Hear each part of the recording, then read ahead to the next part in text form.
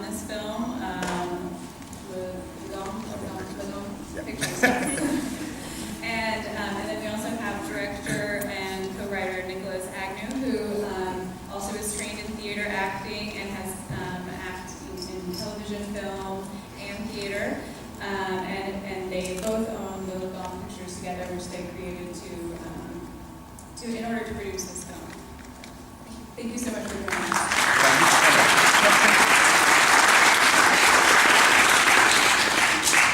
So why don't you talk about the concept of the film and how you came up with that, the idea of a ticket to Mars and where that came from? Sure.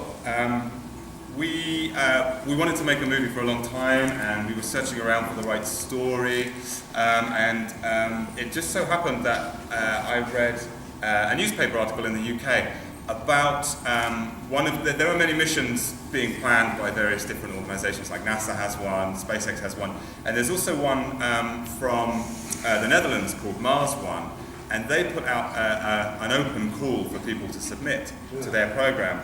And in the UK newspapers, there was a story of this girl who was at university studying quantum physics, and they put her in a spacesuit with high heel shoes, and the headline was, "Woman wants to become the first person to have babies on Mars," which wasn't, I'm sure, the intention of this brilliant young scientist who wanted to travel to another planet. And we started to think, this is a great idea. What would happen if anyone could apply to go to Mars?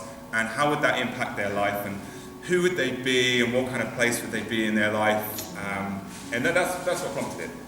Yeah, we really wanted to make a story about an ordinary person that was really relatable, an ordinary person in an extraordinary circumstance, and that is something that really interests us. So what type of person really would be willing to leave their home and travel to another planet when they know they can never come back? That's it, So what type of person would do that? Where would you be in your life? And so that's where we began thinking about Faye, and where would she be? Will she be happy? Will she be unhappy? And over the course of the film, she suddenly, maybe her mind might be slightly turned. Is she going to go? Is she not going to go? And then obviously she does go. So I hope you enjoyed the ending. I'm not sure that one. Okay, and Yeah, let's try this one. why don't you talk about casting the film and why you chose not to cast yourself in it? You're an actor, and then how you found the actors that you did cast. Sure. Well, we were clear right from the outset that we wanted to write a story about a woman. It had to be. That was just a given. So we wrote it. We were quite careful not to write specifically for Maddie. That we have this rule when we're writing, we try and write the character rather than for the actor or actress that's going to play the role. And the rest of the casting came about because we were really limited on our budget, and so we first of all looked at people that we knew or we had worked with before, and that's how we found Jim. I'd worked with him on Kingsman a few years before, and we'd stayed good friends, and he's an awesome actor, so we were really pleased that he agreed to work with us.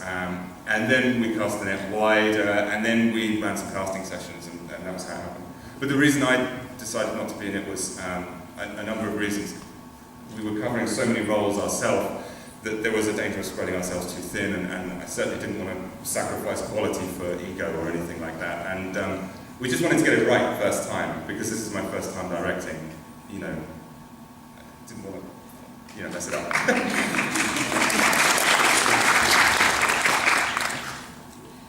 And why don't you talk about the transition from theater to film, and how, if there were any difficulties in switching and writing, because you have written for theater as well. So how did that compare to writing this film? Well, yes, it is obviously very, very different and very exciting. And I think we probably did always kind of write theatre shows in a way that were kind of naturalistic. It was sort of what we enjoyed writing, and so it wasn't too challenging. But but still, yes, it is very different. We watched obviously a lot of film, obviously, and it had been a little while since we'd done any theatre shows. So actually, it felt like we were just in the right place at the moment to write something very different? There were definitely a couple of occasions where we were guilty of overwriting, which is something that comes from theatre writing, because obviously on theatre, on stage, you just have dialogue, you don't write in action so much.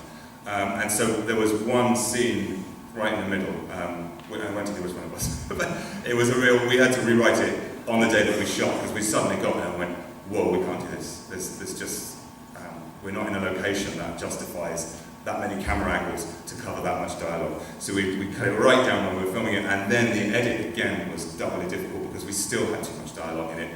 And so then we got down to this really horrible situation where we were splicing like half line together with a half line that comes later on in a paragraph and trying to get it to match up. So that was a real learning curve from a writing perspective about overwriting. Okay, why don't we open up to questions in the audience? We have a microphone that she'll run over to you.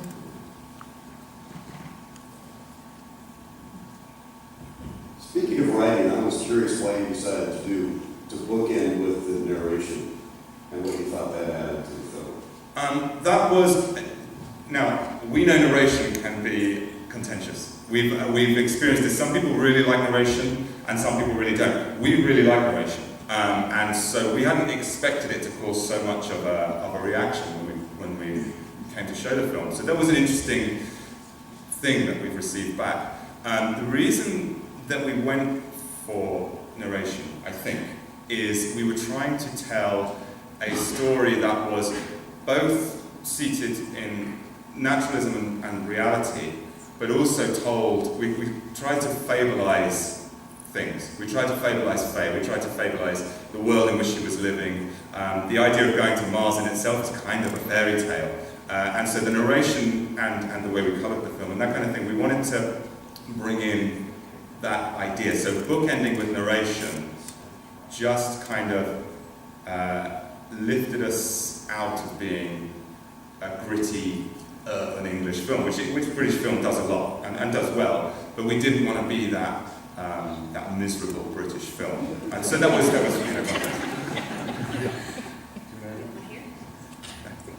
and you mentioned it a little bit, but I wonder if you could talk a little bit more about the use of color in the film. It seemed very intentional. It was quite wonderful to watch and really set a mood. I was wondering how those decisions got made and the thought behind. Thank you so much. I mean, it was something, the way the film looked is something that I certainly was really anxious about directing the movie, because we wanted to make a film that was fluid without being static or handheld. So the colour and the way the film looked, first of all, the red is obviously, we knew from the off, okay, we're not going to be on Mars very much, and we're not going to see much of Mars, so we want Mars to be present in Faye's life. So the red was there, and that was from the beginning. And someone asked, actually in the screening we had the other day, a really good question about the rest of the colours and how they came about. And actually, the bright sort of greens and the blues that ended up being there came as a result of some of the locations and the weather that we were able to film in post-production. So the red was very much an autumnal colours, because we shot in autumn. It seemed appropriate that it was kind of like this decision about moving on, this transition and change. So those burnt browns and reds were always there, and then the other colours just seemed too delicious and juicy to lose, in post-production. I think we also wanted to make the colours very sumptuous and beautiful, and that's something that we just enjoy visually watching in films. And also, Faye is leaving behind a really beautiful Earth. It's, we live on the best planet. And so we really wanted to show, actually, the optimism of Earth through the use of colours. And then when Faye's at her happiest, really, it's quite sumptuous. And then when she's maybe slightly doubting things, then we bring in more blues and slightly colder colours. So it was always very important to us that it looked as beautiful as we could on a small budget.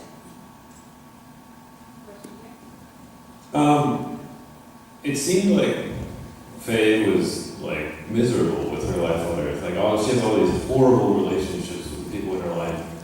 But until she's the winner of the contest, she has like no agency, no ability affect change in her own life.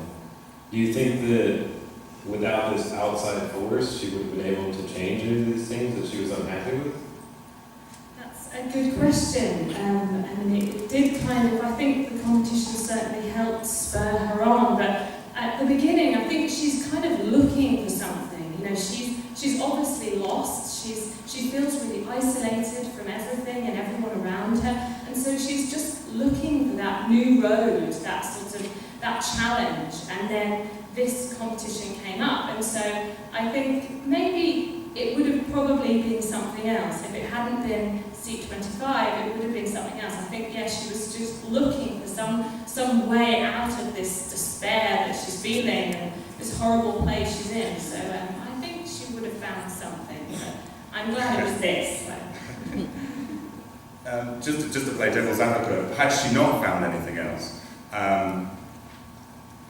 we think Faye is great. We really like her. And how tragic would it be that apathy and finding yourself in a position where you feel helpless, even though you have a huge amount to offer and contribute and you had so many hopes and desires for your life, if you were to actually then find yourself in a place of apathy and not be able to get out of it. So I think that's a really good question, and it's kind of thought-provoking for us as well, because what would happen if the competition didn't come along? I agree, and I think it would be really sad if someone like Faye didn't find within herself the opportunity to go out and do the things she wanted to, live the life she wanted. You have a question?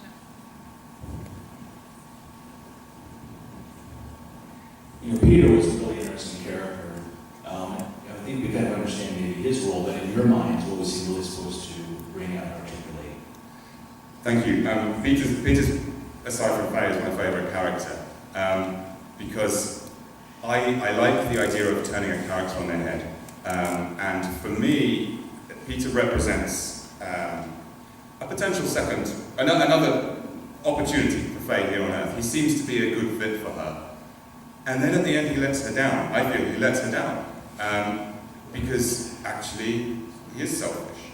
And he's kind of like he seems to be the most obvious representation of what we try to do a little bit with all the characters, is to see both sides of the character's story. So Jim is another character who I would like to think that although he behaves badly, we can kind of see where he's coming from, because I don't think Faye deals with the situation particularly well. She doesn't communicate well with her husband, and so in that sense you can see where he's coming from. And for Peter, he's in a relationship that is not working, and he sees something in Faye, and all the time it's going his way, he's great. But the second it's not going quite his way, he lets Faye down. And I think, I feel, in the nicest possible way, everyone has the ability to let you down. I think that's just a fact of life. So it's no more or less than that. It's just posing that as a thought. I hope that answers your question. We actually need to wrap things up. So why don't you talk about what you're working on now? What projects do you have coming up?